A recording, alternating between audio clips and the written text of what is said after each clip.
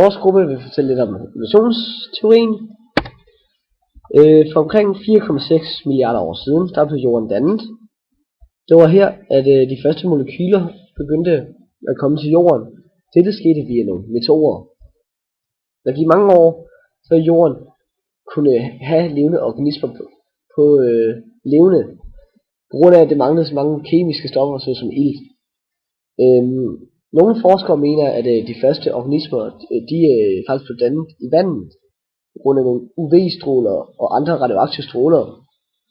Hvorimod andre forskere faktisk mener, at organismerne, de første organismer, altså første tegn på liv, kom via nogle meteorer. Dette har de fundet ud af, fordi de har fundet nogle kulhydrater og aminosyre i de meteorer, der er på jorden. Og så kan de så danne nogle fedtstoffer og danne genet RNA. De tidligste fund på liv, der er fundet her på jorden, det er faktisk oppe i Sydvestgrønland. Det er nogle primitive bakterier, som er fundet for cirka 3,8 milliarder år gamle. Darwin, han er født den 12. februar 1809. Han er en person, der sejlede jorden rundt og iagttog planter, dyr, deres geografiske fordeling. Han iagttog også nogle husdyr, og det kom altså sammen og kom til en konklusion, at vi alle må have den samme forfædre, altså vi må alle sammen stamme fra den samme første organisme. Han mente nemlig, at den stærkeste overlever, survival of the fittest, at vi altså udvikler os grund af variation i livet, altså at en løve dræber en hjort, fordi den løven er stærkere. Da vi dør hjorten, løven lever videre. Løven skal måske finde en mage og kæmper derfor mod en anden løve. De stærkeste løve finder en mage, og den gener går videre. Derfor går de stærkeste gener altid videre, altså survival of the fittest. Jeg skal snakke om livets stamtræ, og jeg vil gerne starte med at forklare lidt om, hvad der skete efter Darwin. Darwin og samtiden havde nemlig ikke mulighed for at forklare, hvorfor der opstod variationer. Og det havde de egentlig ikke, da de ikke kendte det arvelige grundlag for organismers egenskaber. Det var nemlig først i 1900, da Gregor Mendel kom med arvelighedsloven, hvor der herefter følger en masse nye evolutionsteorier og en masse nye teorier om genetik generelt, og også det, som vi kender for neodarwinismen. Det var nemlig først i midten af 1900-tallet, at interessen rigtig slår igennem, hvor man begynder at undersøge molekyler i biologien. Man tager et rigtig stort dyk i grundlaget for biokemi, DNA's opbygning, geners aktivitet, og man vil rigtig gerne oversætte konkrete molekyler, hvad de stod for, og derudover også deres karaktertræk. Og sidst rigtig vigtigt, sygdomme, så rigtig meget har styrket evolutionsteorien. Man kan egentlig godt dele evolutionsteorien op i 3 rammer, der hjælper os til at forstå mere grundlæggende fra den. Først og fremmest de biologiske fænomener. Jamen, hvorfor er det ting, de fungerer? Dernæst mennesket, at vi er en naturlig del af dyrelivet, og ikke som man troede før, at vi var skabt som en enestående art af Gud. Og til sidst, så det er for at vende tilbage til sygdommen, at vi på et senere tidspunkt bliver nødt til at indse, at sygdom det er en realitet, og vi bliver nødt til at bekæmpe den, og ligesom os, så udvikler sygdommen sig også, at de før eller senere bliver nemlig resistente over for antibiotika.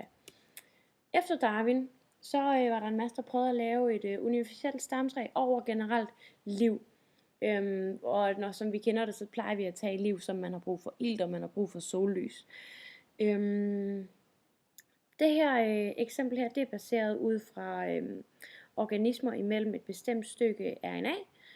Det her, har de kaldt for, eller der har de taget udgangspunkt i R16S-RNA. Og selvfølgelig afhængig af, hvad man tager det ud fra, så kommer det til at se forskelligt ud. Det er delt ind i 3 domæner, hvor vi har eubakterier og arkebakterier, som egentlig er prokaryote eller blot bare som er prokaryote bakterier eller bare bakterier. Og herudover så har vi eukaryoterne, hvor vi har dyr, svampe og planter. Når vi snakker om liv, så snakker vi som sagt før om ilt.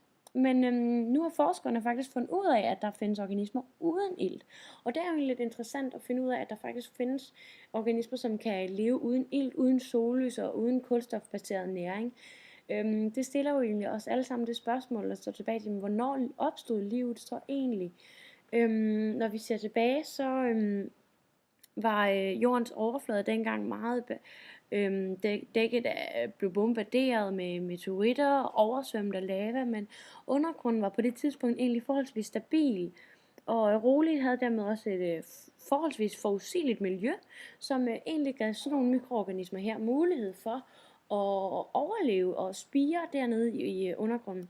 Så man stiller sig egentlig det spørgsmål, jamen, er livet på jorden opstået i undergrunden?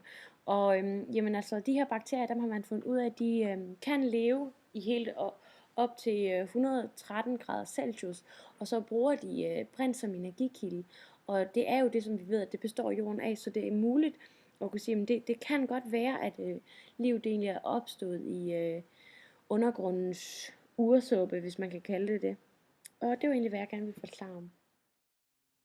Størstedelen af livet på jorden, det er mikroskopiske organismer, og der er så mange, at hvis man måler det i vægt, så udgør det 30% af alle livsformer på jorden. Nu vil forskerne så have mere viden på de her, eller mere fokus og viden om de her mikroorganismer. For udover at det kan give viden om deres levevilkår, så kan det også give viden om klimaets udvikling gennem de sidste 100.000 år. De her organismer, de kan leve under nogle ekstreme forhold. De kan leve uden sollys, uden ilt, og så kan de behøves det kun meget lidt energi.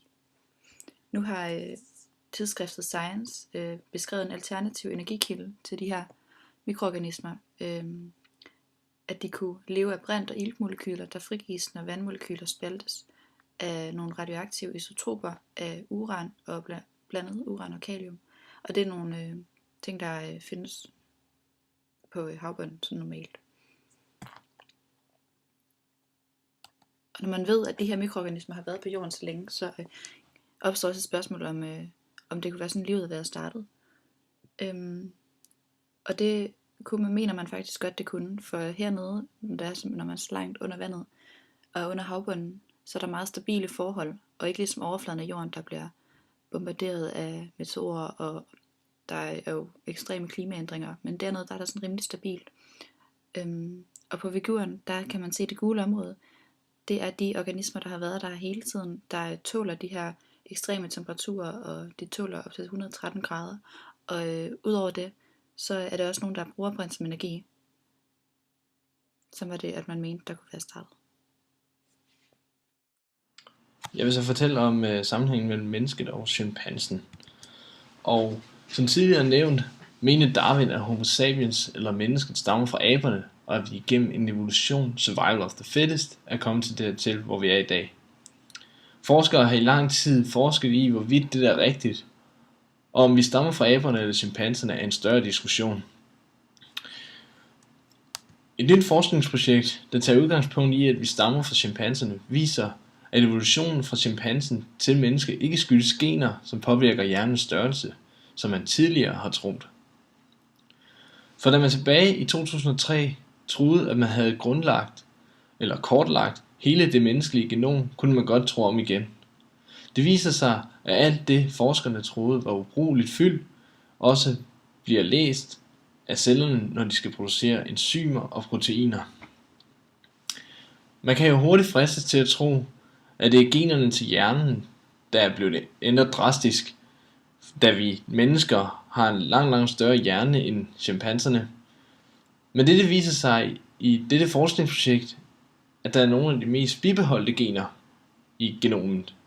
Det vil sige, at de gener, eller de DNA-strenge, der koder for lige nøjagtigt hjernens størrelse, er nogle af de mest bibeholdte i hele genomet for både mennesket og så tilbage til chimpansen. Hvad der så gør de helt store forandringer, kan forskerne ikke svare på endnu. Det eneste forskerne har fundet ud af i denne sammenhæng er, at ikke kodende DNA, der er med til at gøre ændringerne. Selektionen er en vigtig del af hele den her proces, og det kan derfor være svært at sammenligne forskellige menneskelige genomer, altså for eksempel to forskellige personer, for at se, hvad der gør forskellen i genomet, for bedre at kunne sammenligne med for eksempel chimpanserne. Og det er fordi, at mennesket i vore dage hele tiden bliver udsat for forskellige virer og bakterier, som kan gå ind og simpelthen ændre på selve genomet. Og det er derfor meget svært at sammenligne, da op mod 10% af den menneskelige befolkning på jorden har et muteret genom i forhold til resten af mængden. I større omfang. Der vil altid være personlige mutationer og ændringer i genomet, da vi jo alle sammen er forskellige.